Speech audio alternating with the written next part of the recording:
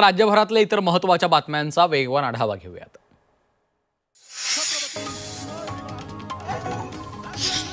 काँग्रेस नेते राहुल गांधींनी कोल्हापुरात छत्रपती शिवाजी महाराजांच्या पूर्णाकृती पुतळ्याचं अनावरण केलं।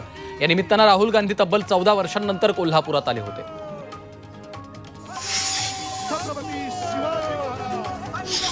कोल्हापूरच्या सभेतनं राहुल गांधींनी थेट पंतप्रधान नरेंद्र मोदींवर निशाणा साधलाय।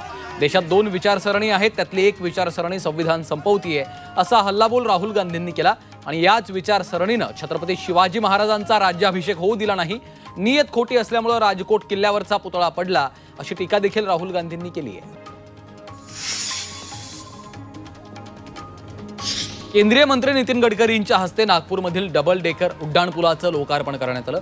उड्डाणपुलामुळे कामठी मार्गावरील वाहतूक कोंडी सुटणार आहे, तसंच गड्डी गोदाममध्ये 4 स्तरीय वाहतूक व्यवस्था पाहता येणार आहे।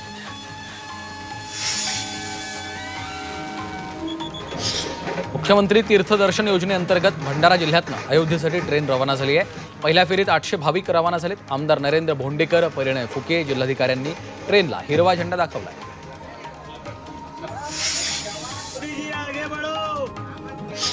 दौंड ते पुणे रेल्वेनं प्रवास करणाऱ्या हजारो प्रवाशांना दिलासा मिळालाय। दौंड ते हडपसर अशी धावणारी डेमू रेल्वे आता पुण्यापर्यंत धावणार आहे अशी माहिती आमदार राहुल कुल यांनी दिली आहे। दौंड ते हडपसर ऐवजी पुणे स्टेशनपर्यंत नेण्यात यावी अशी प्रवाशांनी मागणी केली होती, त्याला आता यश आलं। डेमू लोकल पुणे स्टेशनपर्यंत जळगावात राष्ट्रवादी काँग्रेस शरद पवार पक्षाच्या वतीनं राज्यभरामध्ये हक्क मागतोय महाराष्ट्र माझा अभियान राबवण्यात येत आहे। महायुती सरकारच्या विरोधात हे अभियान राबवलं जात आहे। या अभियानाच्या अंतर्गत महायुतीचा कारभार जनतेसमोर मांडणार आहे।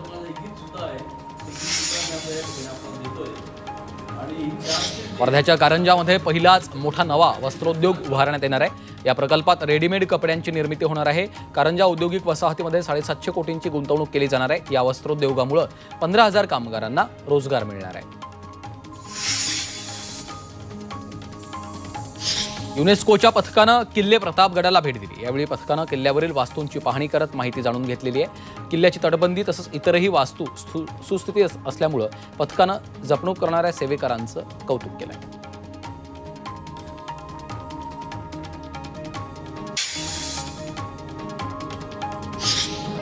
सरकारमधील सर्व गद्दार बेरोजगार होणार असा टोला उद्धव ठाकरेंनी शिंदेच्या शिवसेनेला लगावलाय। तर मोदीजी कितीही फिता कापा, एकाही गद्दाराला रोजगार देणार नाही असा निशाणा देखील त्यांनी साधलाय। मवियामध्ये मोठा भाऊ लहान भाऊ कुणीही नाही, आम्ही तिळी भावंड आहोत असं वक्तव्य राष्ट्रवादी काँग्रेसचे प्रदेशाध्यक्ष जयंत पाटलांनी केलं।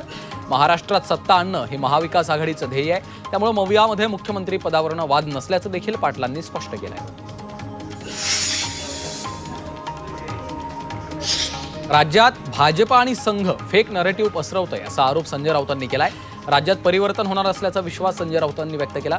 तर फडणवीस सर्वात अपयशी गृहमंत्री आहेत अशी टीका देखील त्यांनी केली आहे।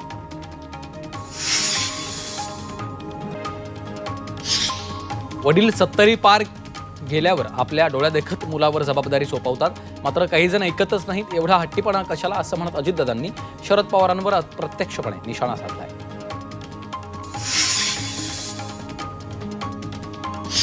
शरद पवारांनी केलेल्या विनोदाला संभाजीराजे छत्रपतींनी उत्तर दिलंय। शरद पवार हे ज्येष्ठ नेते आहेत, त्यांना टिंगल करण्याचा अधिकार आहे। अशी टिंगल दुसऱ्याकडून खपवून घेतली नसती अशा शब्दात संभाजीराजेंनी उत्तर दिलंय।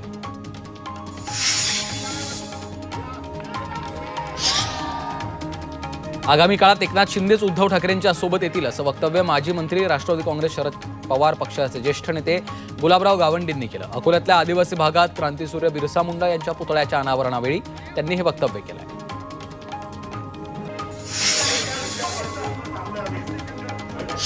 संभाजीनगरमध्ये राज ठाकरेंनी मराठवाड्यातील 8ही जिल्ह्यातील 46 विधानसभा जागांबाबत आढावा बैठक घेतली।